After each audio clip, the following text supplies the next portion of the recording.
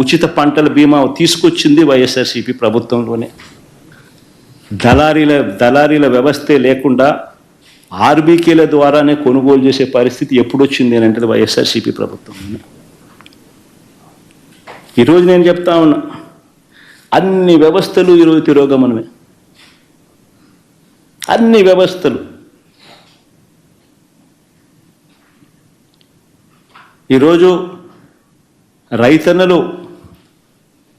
ఈరోజు ధాన్యం కొనుగోలు కార్యక్రమం ప్రతి రైతు కూడా 1720 రూపాయలు బస్తా అయితే ఎంఎస్పి ప్రకారం రావాల్సిన రేట్ అయితే 300 నుంచి 400 రూపాయలు తక్కువ రేటుకు ఈరోజు రైతు అమ్ముకోవాల్సిన పరిస్థితి.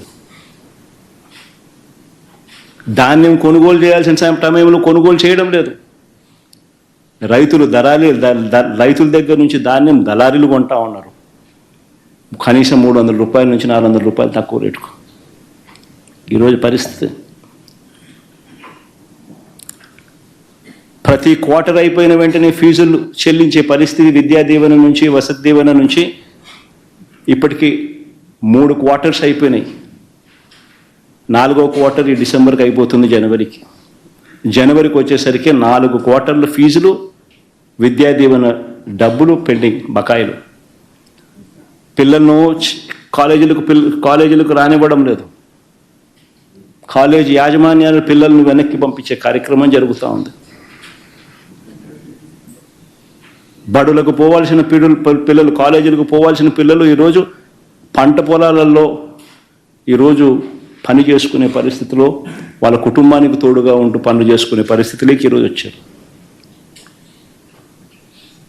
2800 కోట్ల రూపాయలు విద్యా దీవెన బకాయిలు, ఫీజు రీయింబర్స్మెంట్ బకాయిలు, 1100 కోట్ల రూపాయలు వసతి దీవెన బకాయిలు, ఆరోగ్యశ్రీ బిల్స్ నెట్వర్క్ హాస్పిటల్స్కి ఇవ్వాల్సింది మార్చి నుంచి పెండింగ్. 2200 కోట్ల రూపాయలు దాటాయి బకాయిలు. ఆరోగ్య ఆసరా ఊసే లేదు. 104, 108 పడకేసింది. ప్రతి వ్యవస్థ ఈరోజు వాలంటీర్లను మోసం చేసి ఎన్నికలప్పుడు 10,000 ఇస్తామని చెప్పి రకరకాలుగా మభ్యపెట్టి వచ్చిన వెంటనే ఫస్ట్ ఉద్యోగాలు పోయినట్టు ఎవరి అంటే వాలంటీర్లే. గ్రామ సచివాలయం పరిస్థితి ఎలా ఉందో ఎవరికి తెలియని పరిస్థితి. అగమ్యగోచరంగా ఉంది వాళ్ళ పరిస్థితులు.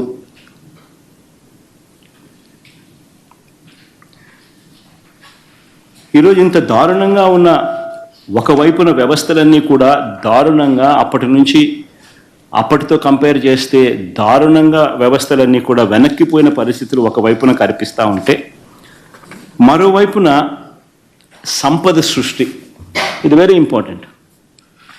సంపద సృష్టి అని అంటే నిజంగా ఏమిటి అన్నది అర్థమయ్యేట్టుగా కాస్త చెప్తా.